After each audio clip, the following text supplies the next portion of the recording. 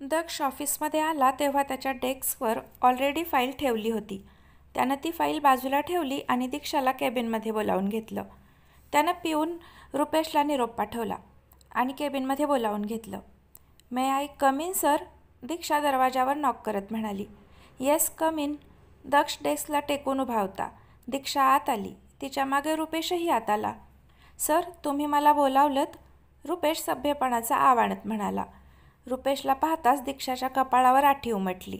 तिनं दक्षकडे आश्चर्यानं पाहिलं. दक्ष तिच्या जवळ आला आणि त्यानं तिच्या कमरेत हात घालून तिला जवळ ओढलं. रुपेश, मीट माय वाईफ मिसेस दीक्षा दक्ष कारखानीस. दक्ष चेहऱ्यावर हसू खेळवत म्हणाला. I know sir. सिरियसली?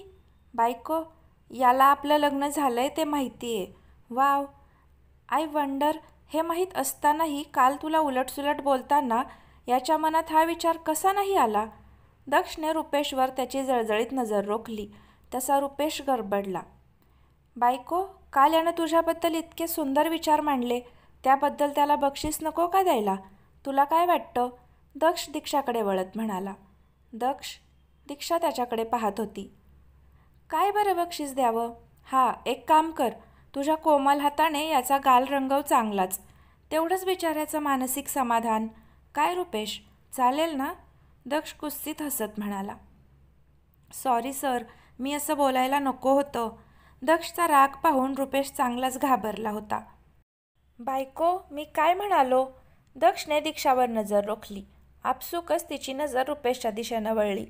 त्याचं कालचं बोलणं आठवून तिच्या हाताच्या मुठी आवळल्या गेल्या. तिनं पुढे येऊन रुपेशच्या सणसणीत कानाखाली खेचली. वेल डन बायको, आता तू तुझ्या कामाला निघून गेलीस तरी चालेल. दक्ष टाळ्या वाजवत म्हणाला तशी दीक्षा बाहेर निघून गेली. ती गेल्यावर दक्ष रुपेशकडे वळला. तू माझे आभार मान की मी या बंद केबिनमध्ये दीक्षाला तुझ्या कानाखाली मारायला सांगितली. सगळ्यांसमोर सांगितली असती तर काय झालं असतं? तुझ्या इज्जतीच्या धजिया उडाल्या असत्या. माझ्या बायकोकडे घाणेरड्या नजरेनं पाहताना, तिच्यावर कमेंट पास करताना तू विसरलास का ती कुणाची बायको आहे ते? परत जर असं वागलास तर माझ्या इतकं वाईट कुणी नाही, लक्षात ठेव. Out, I said out. Daksh जोरात ओरडला तसा रुपेश पटकन बाहेर निघून गेला. तो गेला तसा दक्ष चेअरवर रिलॅक्स होत बसला. त्यानं समोरची फाईल हातात घेऊन चाळायला सुरुवात केली. दीक्षाला संध्याकाळी जरा उशीरच झाला घरी यायला. तिनं दिव्याला तसं कळवलं होतं. ती घरी आली खरी, पण आजही जराशी डिस्टर्बच होती. दर्शनच्या सोशल मीडियावर त्यानं फोटोज टाकले होते. पूर्ण फॅमिली 4 दिवस पिकनिकसाठी गेली होती. दीक्षाला ते फोटो पाहून हृदयात टोचल्यासारखं झालं. तिला विचारणं तर दूरच, पण लग्न झाल्यापासून साधी कोणी तिची चौकशीही केली नव्हती. तिला आता सगळं असह्य व्हायला लागलं होतं. ती नेहमीप्रमाणे तिचा फोन काढून बसली. Divi, I miss you terribly. How are you so away? तिच्यामुळे झालं हे सगळं. आग लावली तिनं आपल्यात. आणि तूही माझ्याबद्दल मिसअंडरस्टँड केलंस का? I was your bestie. मग एकदाही माझ्याशी बोलावंसं नाही वाटलं तुला? त्या दिवशी फोन तर केलास, पण नंतर किती महिने झाले मी शोधतीये तुला. तुला भेटायचं आहे, तुझ्याशी बोलायचं आहे, सगळे गैरसमज दूर करायचेत. दीक्षा एकटीच बडबडत होती, पण तिला माहीत नव्हतं की दक्ष दारात उभा राहून तिचं बोलणं ऐकत होता. ओ वा वा वा. दक्षचा आवाज आला तसं दीक्षानं पटकन मोबाईल बंद केला. तो टाळ्या वाजवत आत आला. वाव, काय ड्रामा करतेस ग तू. अवॉर्ड दिलं पाहिजे तुला. दक्ष हसला. काय म्हणायचंय तुला? हेच तुझं दिवी पुराण. So your bestie left you हां? म्हणून तू हा नवा गेम खेळायला सुरुवात केलीस का? दक्षने राग आवरत विचारलं. कसला गेम? रोज नव्या मुलांना प्रेमाच्या जाळ्यात फसवायचं आणि त्यांचा फायदा घ्यायचा. दक्ष मूर्खासारखं काहीही बोलू नकोस. कोणाला फसवलंय मी? दीक्षाही आता चिडायला लागली होती. आठवत नाही तुला? ओ, कसं आठवणार म्हणा, एवढी अफेअर्स केल्यानंतर. दक्ष कुस्तीतपणे म्हणाला. दक्ष, दीक्षा चिडून ओरडली. आवाज खाली, एकदम खाली. काय बिघडवलं होतं त्यानं तुझं? का वागलीस असं त्याच्याशी? प्रेम करत होता तो तुझ्यावर आणि तू त्याचा फायदा घेतलास. तुझ्या पायी जीव गमावलाय त्यानं दीक्षा. तुला मी कधीही माफ करणार नाहीये. दक्ष संतापून म्हणाला. कोणाबद्दल बोलतोयस तू दक्ष? हे बघ, मी फक्त आणि फक्त नितीनवर प्रेम केलं होतं. तू काय बोलतोयस आणि कोणाविषयी बोलतोयस मला खरंच माहीत नाहीये. तुझा काहीतरी गैरसमज झालाय दक्ष. दीक्षा गोंधळली होती. गैरसमज? ओके, चल मानलं, गैरसमज झालाय. मग सत्य काय आहे ते शोधून आण माझ्यासमोर. प्रूव्ह कर की तू निर्दोष आहेस आणि मी तुझी सुटका करेन. काढ शोधून सगळं. चॅलेंज देतोय मी तुला. बोल, आहे मंजूर? दक्षचे डोळे रागानं लाल झाले होते. ठीक आहे, चॅलेंज ॲक्सेप्टेड. तू काय म्हणतोयस ते मला समजत नाहीये, पण मी प्रॉमिस करते, लवकरात लवकर मी सत्यापर्यंत पोचून दाखवेन, दीक्षा निर्धारानं म्हणाली. We will see. दक्ष तिच्यावर तिरपा कटाक्ष टाकून बाथरूममध्ये निघून गेला. कोणाविषयी बोलत होता हा? कोण माझ्यावर प्रेम करत होतं? काय सुरू आहे हे? आणि जीव गमावला म्हणजे? का हे सगळं एवढं कठीण होऊन बसलंय? नाही दीक्षा, असं हरून चालणार नाही. तुला या दोन्ही गोष्टींचा मुळापर्यंत जावं लागेल. हो दक्ष, तुला मी सहजासहजी जिंकू देणार नाही. दीक्षानं डोळे पुसले आणि ती खाली निघून गेली. मगाशी झालेल्या प्रकारामुळं दीक्षा आणि दक्ष एकमेकांकडे पाहणं टाळत होते. जेवण आवरून दीक्षा रूममध्ये निघून आली. ती आली तेच गॅलरीत निघून आली. तिची खूप घुसमट होत होती. तिला दक्षच्या वागण्याचा अंदाज बांधता येत नव्हता. घटकेत धड तर घटकेत विचित्र वागत होता तो. विचार करून करून तिची मती खुंटली होती. सिगरेटचा वास आला तशी तिची तंद्री भंगली. तिनं शेजारी पाहिलं तर दक्ष सिगरेट ओढत होता.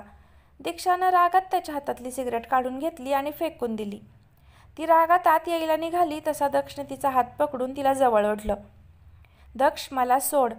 दीक्षा रागात स्वतःला सोडवून घेत म्हणाली. यार दीक्षा, मला तुझं वागणं कळत नाही. नाही म्हणजे तुला खरंच माझा राग येतो की मला लाईन दिली आणि मी तुला इग्नोर केलं तर तू काय करणार हा विचार करून तू माझ्यासमोर सभ्यतेचा मुखवटा घेऊन फिरत असतेस. एकीकडे मला शिव्या घालत फिरतेस आणि दुसरीकडे मी स्मोक करतोय तेही तुला पटत नाहीये. मूर्ख आहेस तू दक्ष. तुझ्यासमोर बोलणं म्हणजे दगडावर डोकं आपटण्यासारखं आहे. कोण तुला समजावत बसणार? मला झोप आली आहे, मी जाते. हवं असेल तर हे घे, अख्खं पाकीट संपव. I don't care. दीक्षानं रागात त्याच्या हातात सिगरेटचं पाकीट कोंबलं आणि त्याला धक्का देत ती आत झोपायला निघून गेली. दीक्षा बेडवर पडली होती पण झोप मात्र तिच्यापासून कोसो दूर पळाली होती. दक्षचं बोलणं तिच्या डोक्यात घुमत होतं. नक्की काय गूढ आहे हे? एवढं तर नक्की आहे की दक्षचा काहीतरी गैरसमज झालाय माझ्याविषयी. पण का? कॉलेजमध्ये असताना प्रपोज तर बऱ्याच मुलांनी केलं होतं, पण मी नकार दिला होता. त्यातलाच कोणी असेल का? पण मग दक्षशी त्याचा काय संबंध?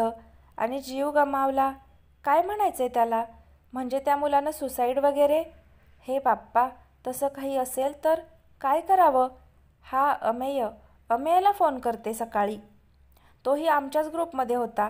त्याला सगळ्या मुलांची माहिती असायची, कोण कोणाच्या मागे आहे वगैरे. त्याच्याकडून काही हिंट मिळते का पाहते.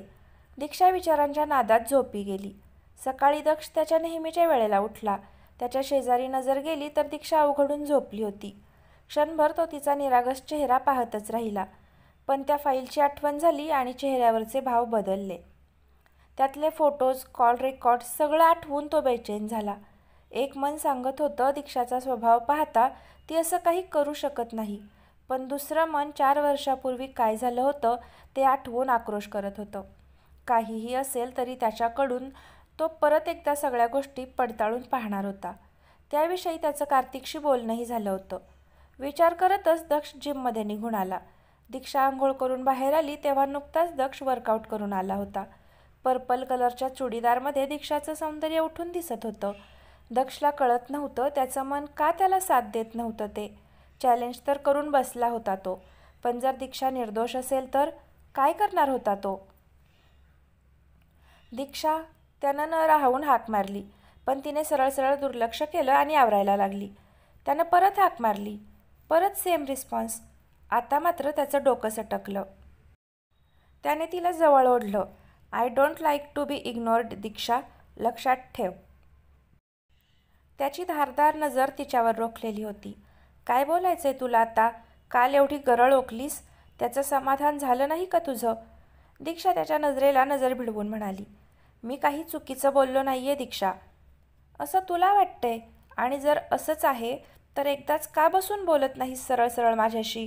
हे चॅलेंज आणि असा फालतूपणा कशासाठी? कारण तुला असं सहजासहजी सोडायचं नाही आहे मला. डायरेक्ट बोललो तर काय अर्थ राहिला या गेममध्ये दीक्षा? तुझ्यात हिंमत असेल तर दे टक्कर मला आणि प्रूव्ह करून दाखव तुझा इनोसन्स. दक्ष चॅलेंजिंग सुरात म्हणाला. येस, नक्की दाखवेन. जर मी काही केलंच नाही आहे तर मला घाबरायची काय गरज आहे? तुझा प्रत्येक गैरसमज मी दूर करूनच राहणार Daksh. Just wait and watch. Diksha त्याच्यासमोर चुटकी वाजवत म्हणाली आणि त्याचा हात झिडकारून खाली निघून गेली. लॉनमध्ये जात तिनं अमेयचा नंबर डायल केला. 4-5 रिंग्सनंतर फोन उचलला गेला. हॅलो, पलीकडून आवाज आला. अमेय, दीक्षा बोलतेय. Oh my Dishu, what a pleasant surprise. कशी आहेस तू? Amey, I am good. Amey, मी ॲक्च्युली एका कामासाठी तुला कॉल केला आहे. येस मॅम, बोला. असं नाही, तू मला संध्याकाळी भेटू शकशील DK ग्रुप ऑफ इंडस्ट्रीज जवळच्या कॅफे मोक्कामध्ये?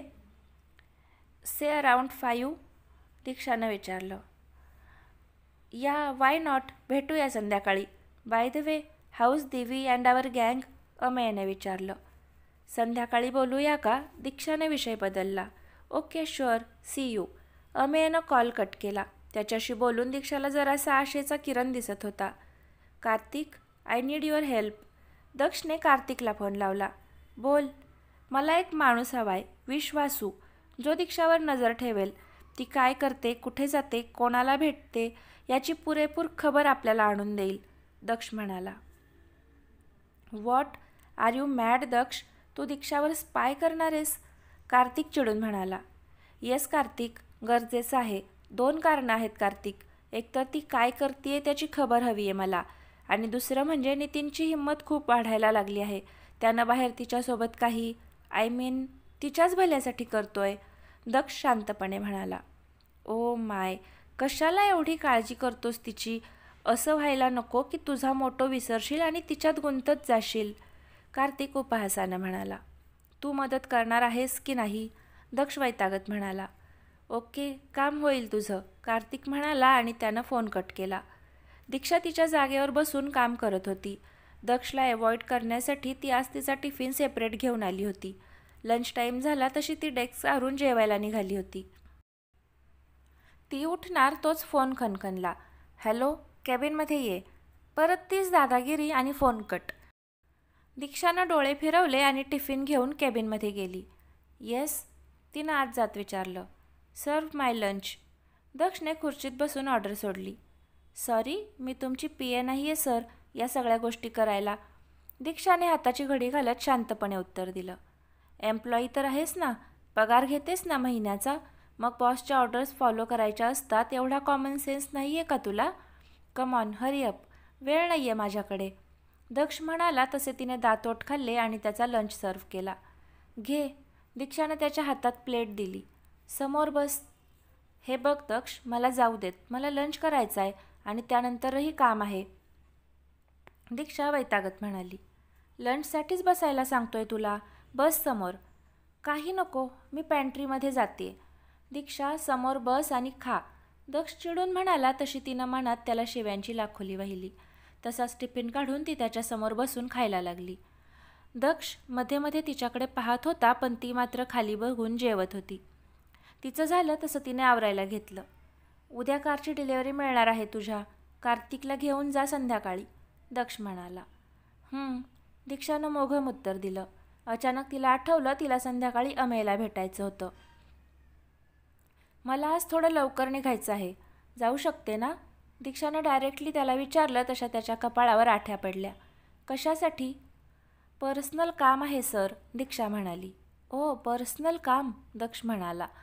खरा पण डोक्यात विचार फिरायला लागले होते.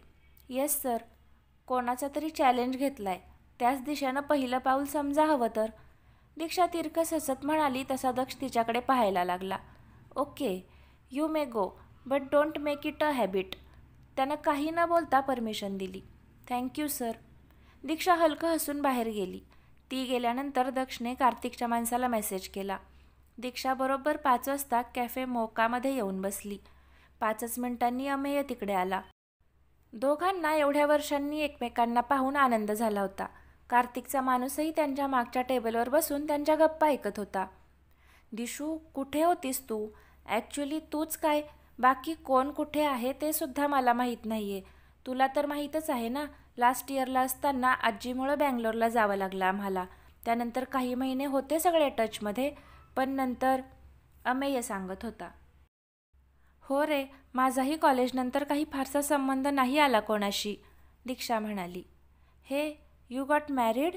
तिच्या मंगळसूत्राकडे अमेयची नजर गेली. Yes. Wow, congrats. Who is the lucky guy? I am sure दिवीने अप्रुव्हल दिलंच असेल. तुमची ट्रीटीच होती ना तशी, अमेय हसत म्हणाला. दीक्षानं फार डिटेल्स न देता त्याला फक्त बेसिक गोष्टी सांगितल्या. व्हॉट डू यू मीन तू आणि दिवी टचमध्ये नाही आहात? How can that be possible Dishu? अमेयला आश्चर्याचा धक्का बसला होता. लॉंग स्टोरी अमेय, परत कधीतरी सांगेन. मला तुला काहीतरी विचारायचंय. दीक्षानं तिला पडलेले प्रश्न त्याच्या कानावर घातले. अमेयला कळत नव्हतं कॉलेजमधल्या त्या गोष्टींना दीक्षा एवढा भाव का देतीये, पण तिच्या समाधानासाठी त्यानं तिला सगळं सांगितलं. 4 जण होते दिशू, त्यातल्या 3घांनी तुला प्रपोज केलेलं. हा एक सायलेंट लवर होता. कॉलेज की बात है Dishu. No one was that serious and if I am not wrong they are all married and well settled now. अमेयचं बोलणं ऐकून दीक्षा विचारात पडली होती. जरा वेळ बोलून दोघं कॅफेमधून बाहेर निघाले. दीक्षाने कार्तिकला कॉल केला आणि त्याच्यासोबत घरी आली. अमेयशी बोलून फार काही निष्पन्न झालं नव्हतं, त्यामुळे आता घरातच तिला क्लू शोधावे लागणार होते. दीक्षा घरी आली तेव्हा नितीन आणि प्रिया हॉलमध्ये बसले होते. त्यांना पाहून तिच्या कपाळावर आठ्या पडल्या. हाय वहिनी, नितीन मधाळ आवाजात म्हणाला. हाय. अनुराधा समोर होत्या म्हणून दीक्षानं वरवर हसत दोघांना ग्रीट केलं. बस दीक्षा बाळा. नाथा, जरा चहा नाश्ता आणा, अनुराधाबाई म्हणाल्या. तशी नाईलाजानं दीक्षा तिकडे बसली. ते आम्ही मावशींशी बोलायला आलो होतो, लग्नाविषयी, प्रिया दीक्षाला म्हणाली. दीक्षाने फारसं रिॲक्ट केलं नाही.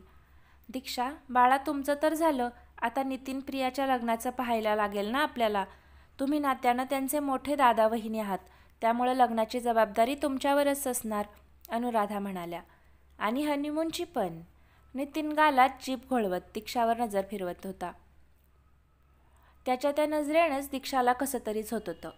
नितीन, प्रिया त्याला ढोसत म्हणाली. I mean honeymoon destination suggest कराल ना तुम्ही दोघं? काय वहिनी, तुझ्या आवडत्या ठिकाणी जाऊया ना हनीमूनला, नितीन म्हणाला. तसं दीक्षानं चमकून त्याच्याकडे पाहिलं. प्रियाही रागात त्याच्याकडे पाहत होती, पण तो मात्र निर्लज्जासारखा दीक्षाला पाहत बसला होता. हो जायचं ना, माझ्या बायकोच्या आवडत्या ठिकाणी तर जायचंच, पण ते आम्ही जाऊ हा नितीन. तू तुला झेपेल आणि परवडेल अशाच ठिकाणी प्रियाला घेऊन जा. काय आहे, नवं प्रमोशन झालंय तुझं, असे पैसे उधळणं बरोबर नाही, राईट बायको? दक्ष दीक्षा शेजारी बसून तिला जवळ घेत म्हणाला. नितीनचा मात्र त्याला पाहून मूड ऑफ झाला. आला साला, कधीही दीक्षा मला एकटी सापडणार आहे काय माहीत. कुछ तो करना पडेगा नितीन. बास, एकदाही पिंजऱ्यात येऊ देत, मग चंगळच चंगळ आहे, नितीन मनातल्या मनात विचार करत होता. मावशी, मग परवा आईबाबांना घेऊन येतो माझ्या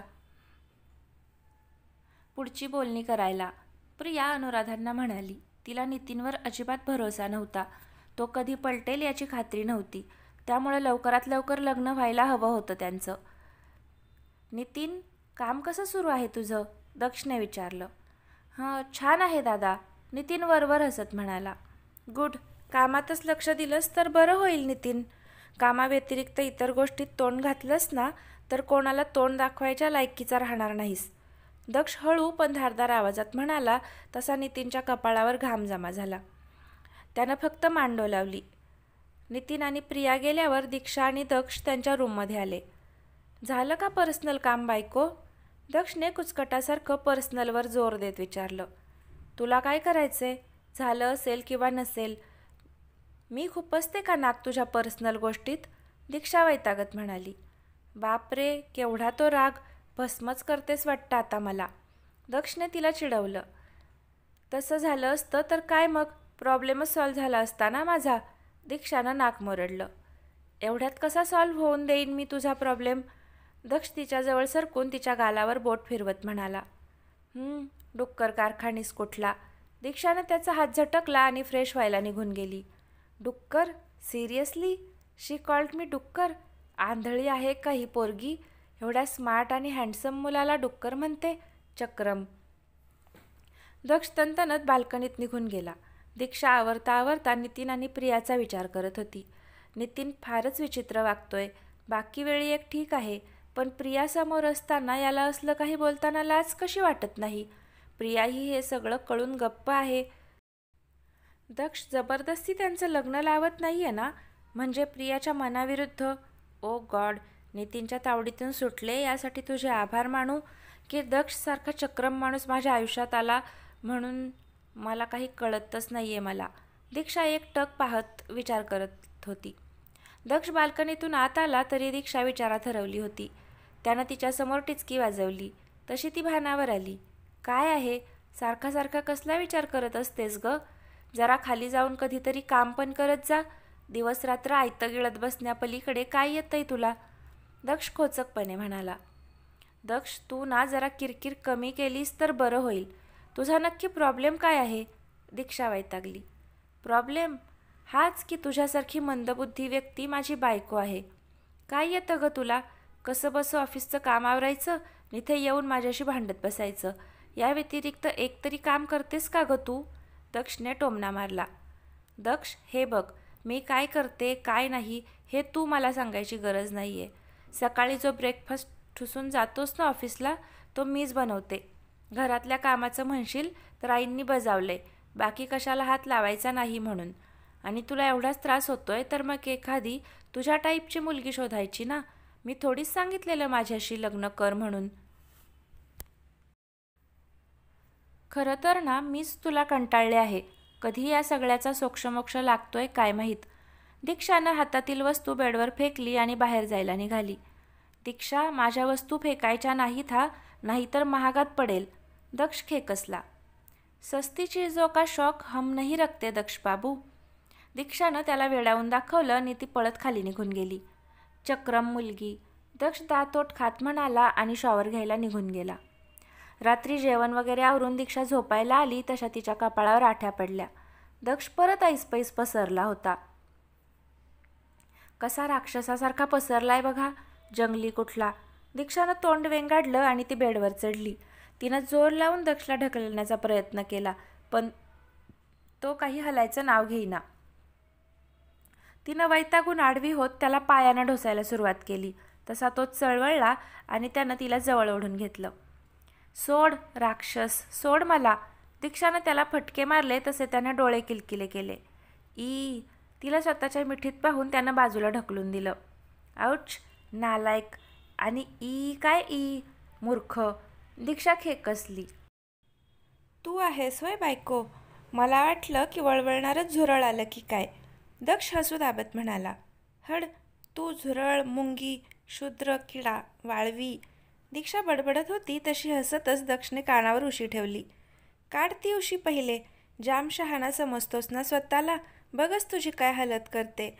दीक्षानं त्याच्या हातातली उशी काढून घेतली आणि त्याला उशीनं बडवू लागली. बचाओ, कोई तो बचाओ इस गरीब को, बेचारे पति को, कोई तो रक्षा करो, देखो मेरी बीबी मुझे मार रही है. दक्ष उशीचा मार चुकवत नाटकीपणे ओरडत होता. तू आणि गरीब, हुड. तुझी नाही तर तुझ्यापासून इतरांची रक्षा करायला हवी आहे. दुष्ट निष्ठूर कारखानीस. दक्ष त्याच्यावर उशी उगारत म्हणाली. दक्षने तिच्या हातातून उशी खेचून घेतली तशी ती त्याच्यावर आदळली. त्यानं तिला मिठीत बंदिस्त केलं. दक्ष, फालतूपणा नकोय, सोड मला. दीक्षा त्याच्याकडे डोळे वटारून पाहत म्हणाली. आई ग, घाबरलो ना मी बायको, जरा नजर खाली कर ना. दक्ष डोळे मिचकावत म्हणाला. आधी सोड मला. दीक्षा धडपड करत म्हणाली. मी थोडीच मिठीत घेतलंय, तूच स्वतःहून माझ्या मिठीत आलीस. दक्ष साळसूतपणाचा आवाणत म्हणाला. ए चल, इतकेही वाईट दिवस नाही आलेत माझ्यावर तुझ्या मिठीत येऊन पडायला. दीक्षा तोंड वेंगाडत म्हणाली. तिशू, मला खरं सांगशील? अचानक दक्षने विचारलं. काय आहे? आणि दिशू नाही हा म्हणायचं. ती त्याच्यावर खेकसत म्हणाली, अगं एकेकाटे, प्रेमानं बोल जरा बायको, प्रेमाने. तुझं प्रेम गेलं खड्ड्यात. काय विचारायचं ते शिस्तीत विचार. तुला नितीन का आवडला? नितीनचं नाव ऐकून दीक्षा शांत झाली. आजकाल तिलाही हा प्रश्न सतावू लागला होता. नितीनमध्ये असं काय पाहिलं म्हणून तो आपल्याला आवडला? आपल्यासारख्या व्यक्तीनं नितीनवर डोळे झाकून विश्वास ठेवलाच कसा? कदाचित त्या प्रसंगामुळे असेल. तिला विचार करताना पाहून दक्षनेच बोलायला सुरुवात केली. चल राहू दे, आयुष्यात असे ॲक्सिडेंट होत राहतात. दक्ष विषय बदलत म्हणाला. हो ना, ते तुझ्याशी लग्न केल्यावर आलं माझ्या लक्षात. दीक्षा त्याच्या नजरेला नजर देत म्हणाली. दोघेही शांत होऊन एकमेकांच्या नजरेत पाहत होते. दोघांच्याही नजरेत दुःखाची झालर होती, पण या क्षणी दोघेही निःशब्द झाले होते. फोनच्या रिंगनं दीक्षाची तंद्री भंगली. दक्ष बेसावध आहे हे पाहून ती त्याच्या मिठीतून दूर झाली आणि तिच्या जागेवर सरकून झोपली. दक्षने कॉल रिसीव्ह केला आणि तो बाहेर बाल्कनीत निघून गेला. आज पहिल्यांदा मला दक्षच्या डोळ्यात दुःख दिसलं. काय झालं असेल एवढं त्याच्या आयुष्यात? आणि त्याचा माझ्याशी संबंध काय? असेल का काही संबंध? त्याशिवाय मला एवढा त्रास देईल का तो? दीक्षा विचार करत झोपी गेली. कॉलवर बोलून झालं तसं दक्ष आला. त्यानं एक नजर झोपलेल्या दीक्षावर टाकली आणि तिच्या विरुद्ध दिशेला तोंड करून झोपून गेला. तर फ्रेंड्स, आजचा भाग कसा वाटला नक्की कमेंट करून सांगा. आवडला असेल तर लाईक करा आणि पुढचे भाग पाहण्यासाठी चॅनलला आत्ताच सबस्क्राईब नक्की करा. धन्यवाद.